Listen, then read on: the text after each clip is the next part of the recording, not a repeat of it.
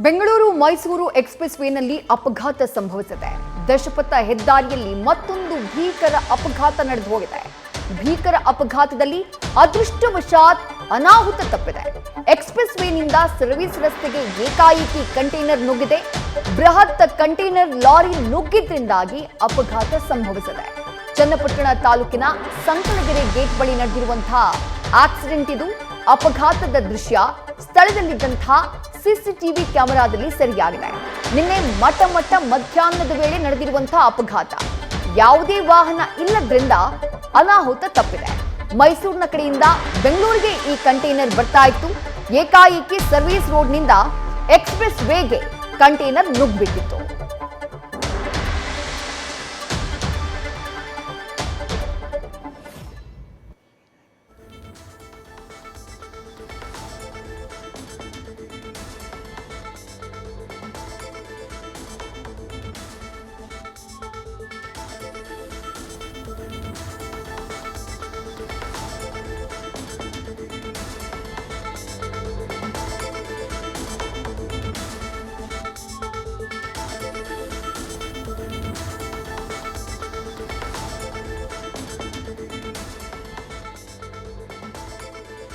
ಚನ್ನಪಟ್ಟಣ ತಾಲೂಕಿನ ಸಂಕಲಗೆರೆ ಗೇಟ್ ಬಳಿ ಆಗಿರುವಂತಹ ಒಂದು ಘಟನೆ ಇದು.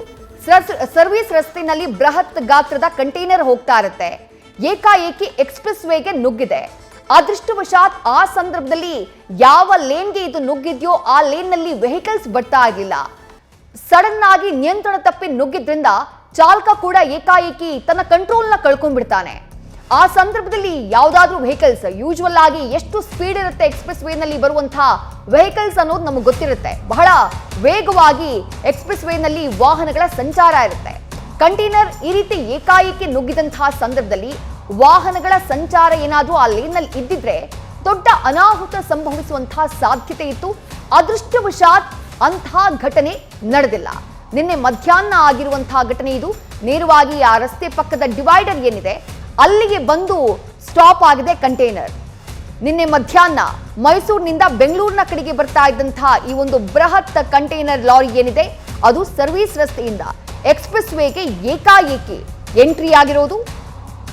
ನಿಯಂತ್ರಣ ತಪ್ಪಿ ಕೊನೆಗೆ ಆ ರಸ್ತೆ ಮಧ್ಯಭಾಗದಲ್ಲಿರುವಂತಹ ಡಿವೈಡರ್ ಏನಿದೆ ಡಿವೈಡರ್ನ ಹತ್ತಿ ನಿಂತು ಬಿಟ್ಟಿದೆ ಕಂಟೈನರ್.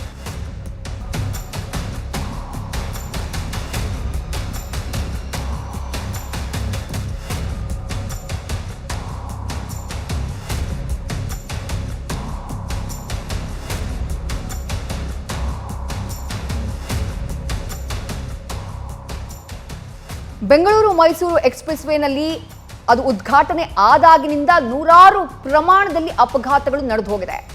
ಕೆಲವೊಂದಿಷ್ಟು ಕಾಮಗಾರಿಗಳು ಅವೈಜ್ಞಾನಿಕವಾಗಿ ಆಗಿದೆ ಅನ್ನುವಂಥ ಆರೋಪ ಕೂಡ ಕೇಳಿಬಂತು. ಅದಾದ ನಂತರದಲ್ಲಿ ಸ್ಪೀಡ್ ಟೆಸ್ಟ್ ಅನ್ನ ಮಾಡಬೇಕು ಈ ರೋಡ್ನಲ್ಲಿ ಅನ್ನುವಂತಹ ಕಾರಣಕ್ಕಾಗಿ ಪೊಲೀಸ್ ಇಲಾಖೆ ಕೂಡ ಕ್ರಮವನ್ನ ತೆಗೆದುಕೊಂಡಿದೆ. ಹೆಚ್ಚಿನ ಸಂಖ್ಯೆಯಲ್ಲಿ ಪೊಲೀಸರ ನಿಯೋಜನೆ ಕೂಡ ಮಾಡಲಾಗಿದೆ. ಸಾಕಷ್ಟು ಅಪಘಾತಗಳಾಗಿ ಜನ ಪ್ರಾಣವನ್ನ ಕಳ್ಕೊಂಡಂತಹ ನಂತರದಲ್ಲಿ ಇಂಥದ್ದೊಂದು ಗಂಭೀರವಾದಂತಹ ಕ್ರಮಗಳನ್ನ ತೆಗೆದುಕೊಳ್ಳುವುದಕ್ಕೆ ಇಲಾಖೆ ಮುಂದಾಗಿತ್ತು. ಹೀಗೆಲ್ಲ ಕ್ರಮಗಳನ್ನ ತೆಗೆದುಕೊಳ್ತಾ ಇರುವಂತಹ ಸಂದರ್ಭದಲ್ಲೇ ಮತ್ತೊಂದು ಅಪಘಾತ ದಶಪಥ ಹೆದ್ದಾರಿಯಲ್ಲಿ ನಡೆದು ಹೋಗಿದೆ. ಅದೃಷ್ಟವಶಾತ್ ಯಾವುದೇ ರೀತಿಯಾದಂತಹ ಪ್ರಾಣಾಪಾಯ ಸಂಭವಿಸಿಲ್ಲ. ನ್ಯೂಸ್ ಫಸ್ಟ್ ಪ್ರತಿಕ್ಷಣ ನಿಮ್ಮ